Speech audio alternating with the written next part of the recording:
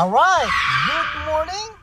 Yes, nagbalik ang inyong Tamad the Vlogger. Lumabas ang kanyang lungga. Dahil guilty ako na ako'y napipikon dito kay kaya Philip Salvador Kasi mina-across ako, alam niyo naman tayo, retired. Marami tayong nababasa mga comment, ganyan. Kasi nga reference nitong si Philip Salvador ay artista. Wala tayong nabalitang magandang ginawa dito puro mga iskandalo lang So katulad ni Isko Moreno bilang isang artista ay meron ng resibo, binapatunayan. So parang napaka-unfair naman na hindi porke wag daw husgahan ang mga artista. Okay, check this out. Talaga napoprostrate tayo dito dahil parang unfair kay Isko Moreno na tatabihan niya si Isko Moreno. Si Isko Moreno, everything he had ay he earned it. Talaga from sa konsehal. Actually, more politician si Isko Moreno than artista Dahil talaga siya nag-aral talaga siya at dumamo siya sa konsehal. Tapos bago niya napatunayan ng isang matinong public servant. Yun. Si Philip Salvador, ano ba reference niya? Yun, yung iskandalo niya na nang kinakasuhan siya ng estapa, ng babae na na itinakbo daw niya ang pera, yung taga-LA, yung maraming board and care. Ang tagal na, naging sensation yun Kaya natatanda ko yun. At marami pang iba. Minumura niya ang mga tao pag hindi daw pag sinabi daw nagsalita sila ng masama kay Digong, yun lang, ang interest lang niya sumipsip kay Digong, yun lang ang napakasangsang ng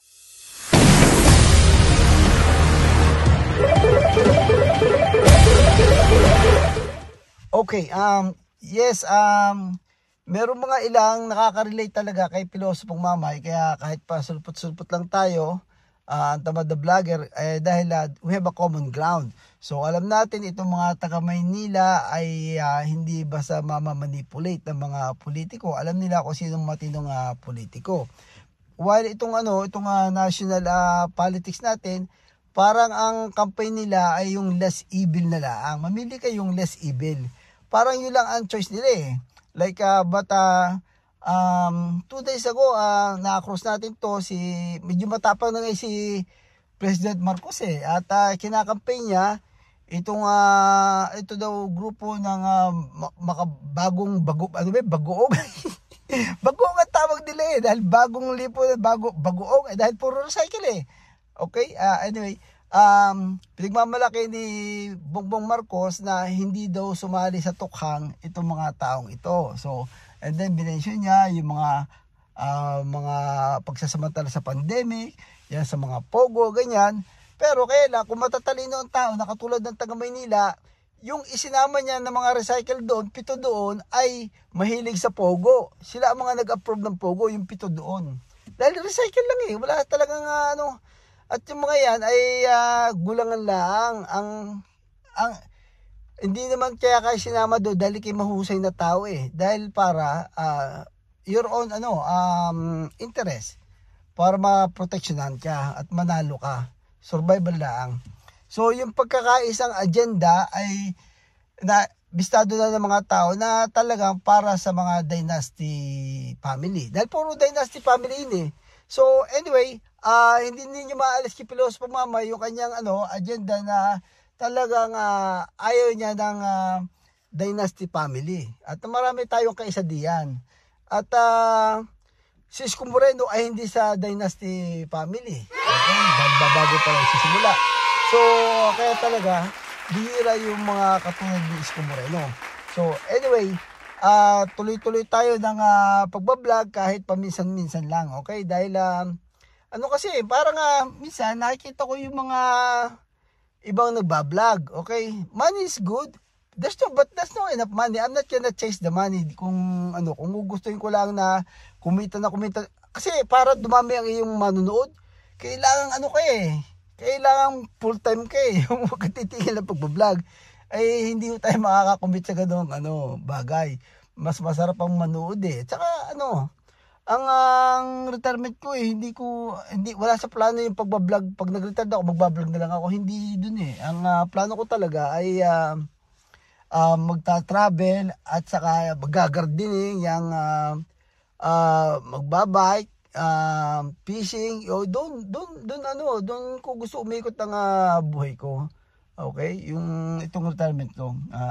Kaya sa pagba-vlog ay parang ang mga isko niyan ay talaga parang naging kapamilya mo na. Minsan sinishare ko yung mga nag-repair ako dito sa bahay o nagkakape ako. Ay talagang parang second part of my circle na rin itong mga isko niyan. So anyway, marami tayong nakikita mga visit na recycle na politician, pero meron mga sumusulpot na mga bagong mukha, yung mga Luke Espiritu, si Mark Gamboa, yung mga Bunyog, ayan, dyan tayo.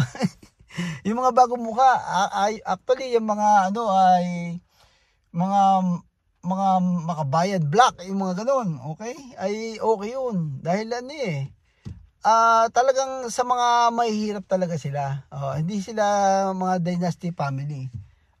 Meron din naman mga congressman na kaya nakapwesto dyan dahil sa maraming pera, binibili nila yung mga pangalan, yung mga gandang pangalan ng mga organisasyon. Ang mga legit lang naman talagang organisasyon dyan yung mga pumupunta sa Minjole. Yun ang mga totoo talaga na nire-reach nila yung mga mahihirap.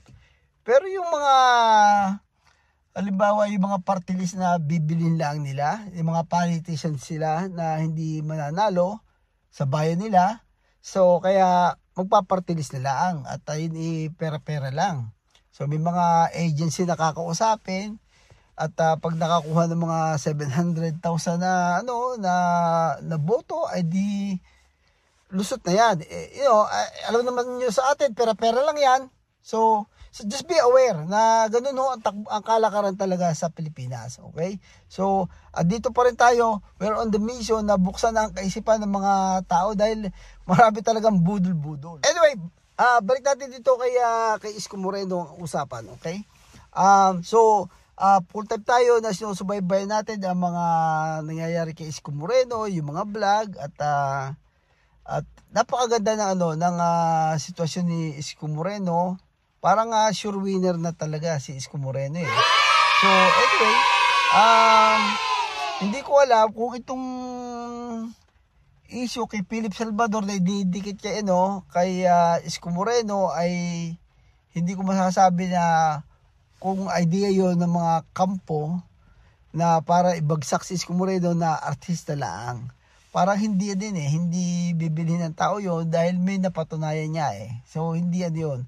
Ang issue dito doon kay Philip Salvador ay para iangat si Philip Salvador. That's what I see. Okay? Na merong artista. Kasi si Isko ngayon na ginagamit ng mga politiko, ng mga artista na bakit? Hindi naman porke artista walang napatunayan So si Isko Moreno yun. So nagagamit talaga si Isko Moreno as a reference. Okay? Isko Moreno, si Vilma Santos at wala namang issue si Ate B, di ba? Anyway, umabot na po sa punto na yung kaso sa baybay natin kaya yung mga kabulastugan ni Robin Padilla ay naiyamot ka na rin. So hanggang sa maraming mga na-realize, dito na lang ako kay Isko Moreno makikibalita kung mas interesado tayo, mas may pakinabang, Kasi binobola lang tayo ng mga, ewan ko ba kung bakit ang daming mga naging kengkoy. Ang masama nito ay ginagamit pa na dahil si Isko Moreno lang sa mga artista ang gumawa na medyo marami ding mga artista na gumawa ng na panagumpayan nila yung paglipat sa politika, pero there's no one like Isko Moreno. Isko Moreno lang. So yun ang ginagamit niya na reference ng mga kengkoy na artista. So sa sunod na video ay pag-uusapan ba natin itong mga artista, yung mga sikat.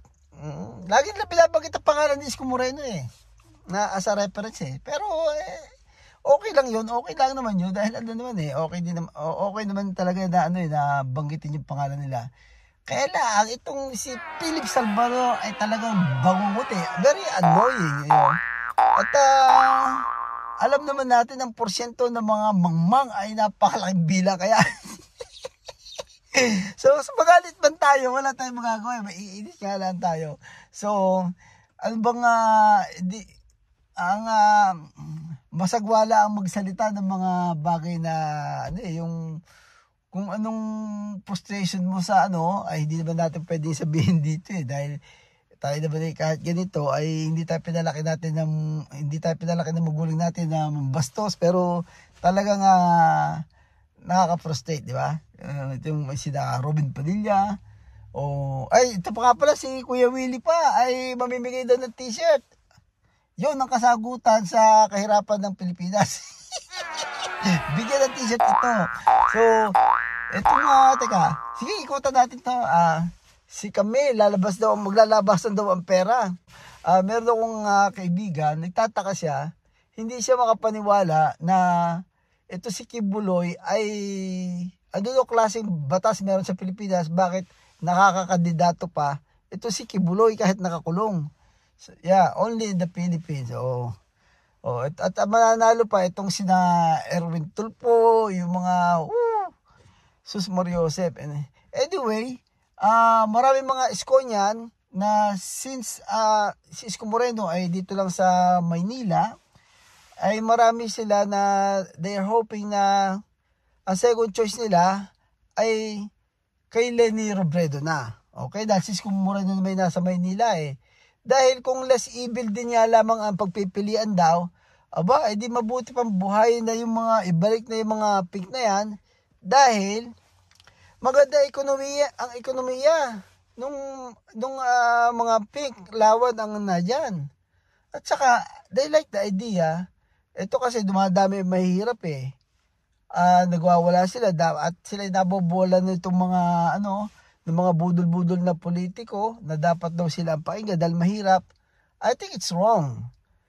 Pakinggan natin yung mga nasa middle class dahil despite ng maliit na resources at kahirapan ay napanagumpay nila na maiangat ang sarili nila. Dapat yun ang mga maging leader, yung mga mindset na yun ang dapat sundin. So yun ang mga bagay na gusto ko ikampanya sa mga kababayan natin Pilipino. Okay, dahil mali-mali yung yung mindset ng mga Pilipino Manyap kami mahirap, kami nakakarami, dapat kami masunod. Yung aming ways, ang inyong parang ganun ang nangyayari. So mali po 'yun. Ang magandang kampanya ay meron tayong template, may tutularan tayo, model ng mga matitinong tao, yun ang ating susundan. At yun ay nasa grupo ng mga pinklawan. Yun ang totoo nun.